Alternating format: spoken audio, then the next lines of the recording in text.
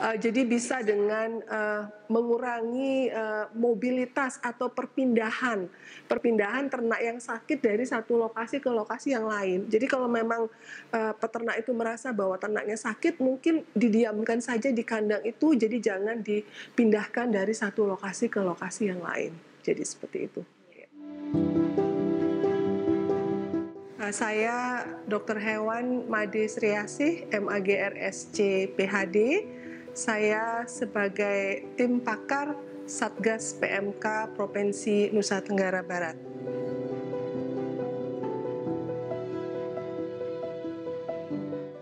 Baik, PMK atau yang sering dikenal dengan nama penyakit mulut dan kuku atau istilah kerennya orang sering menyebut dengan Foot and Mouth Disease atau FMD, itu adalah penyakit yang disebabkan oleh virus dan biasanya menyerang ternak seperti sapi, kambing, domba, kemudian juga kerbau dan juga babi.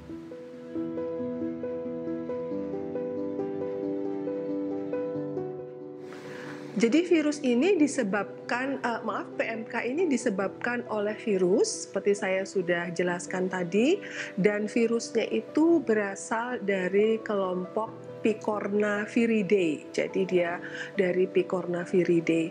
Nah, bagaimana mekanisme penularannya? Jadi ternak bisa tertular, itu bisa melalui kontak langsung. Jadi kontak langsung maksudnya ternak itu kontak dengan ternak yang sakit, ataupun melalui mekanisme tidak langsung. Tidak langsung artinya yang pertama itu bisa melalui vektor pembawa, ya. Kemudian seperti contohnya vektor itu manusia. Manusia itu bisa merupakan vektor, kemudian atau benda-benda yang lain, kemudian juga bisa melalui droplet ataupun juga bisa melalui penularan dari satu ternak atau ternak lain lokasi ke lokasi lain itu melalui angin. Nah, itu bisa merupakan media penularan penyakit PMK ini.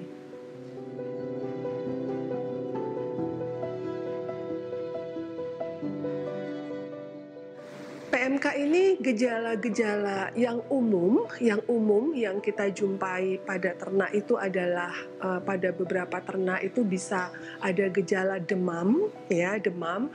Tetapi yang bisa terlihat, yang masyarakat bisa atau petani peternak bisa amati itu adalah karena sesuai dengan namanya itu penyakit mulut dan kuku. Ya, mulut itu biasanya terjadi luka atau lesi atau stomatitis pada bagian mulut.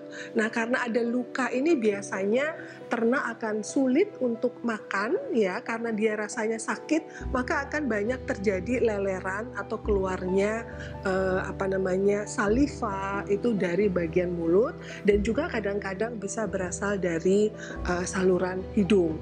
Nah, kemudian kuku. Nah, di kuku itu juga bisa terjadi lesi-lesi atau luka-luka pada bagian kuku atau teracak baik kaki depan maupun belakang.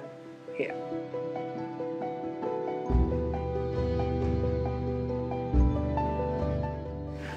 Yang perlu saya tegaskan, PMK ini adalah bukan penyakit zoonosis.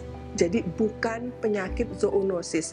Artinya PMK ini tidak menular ke manusia, ya. Jadi itu yang perlu saya tegaskan. Nah, apabila kita ingin mengkonsumsi daging dari ternak yang terinfeksi, itu sebenarnya aman untuk dikonsumsi asal. Jadi ada persyaratannya. Jadi kalau memang itu berasal dari ternak yang sakit, itu pertama sebaiknya pemotongannya itu di rumah potong hewan yang diawasi oleh dokter hewan yang berwenang atau yang bertugas. Kemudian dagingnya itu kalau memang mau dipergunakan langsung, itu sebaiknya dimasak terlebih dahulu di air yang mendidih paling tidak 30 menit sebelum diolah menjadi produk olahan yang lainnya. Nah, kalau memang akan disimpan, ya, kalau memang akan disimpan, itu sebaiknya daging itu bisa mulai disimpan di suhu 4 sampai 5 derajat, di chiller dulu, didinginkan dulu, paling tidak selama 24 jam. Itu tujuannya adalah untuk mematikan virus PMK yang mungkin terdapat di daging. Nah, itu yang mungkin.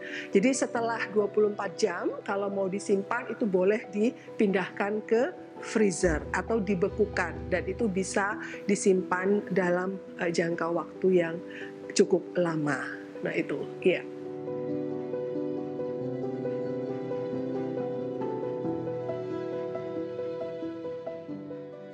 Baik, nah untuk para petani peternak, jadi kalau memang ternaknya itu ada gejala-gejala seperti yang sudah saya sebutkan tadi, gejala yang umum itu biasanya adalah adanya hipersalivasi atau leleran yang berlebihan, itu mungkin sebaiknya segera lapor ke petugas atau tenaga medis ataupun para medis di lokasi yang terdekat. Jadi di puskeswan yang paling dekat dengan lokasi, dan saya yakin teman-teman tenaga medis dan para medis veteriner itu juga akan siap untuk segera melakukan penanganan. Nah, tips lain itu adalah mungkin para petani peternak itu bisa memberikan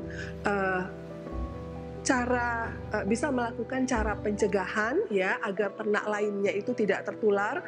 Jadi kalau ada ternak yang sakit segera diisolasi atau dipisahkan dari teman-temannya dari ternak yang sakit, jadi diisolasi, kemudian melakukan desinfeksi kandang. Jadi kandangnya dibersihkan atau didesinfektan. Jadi bisa dengan yang paling gampang mungkin yang bisa dibeli oleh petani peternak dan mudah didapat itu mungkin bisa dengan mempergunakan pemutih pakaian. Nah, itu bisa dipakai untuk membersihkan lokasi kandang sehingga kandangnya lebih bersih sehingga mengurangi resiko penularan dari satu ternak ke ternak yang lain.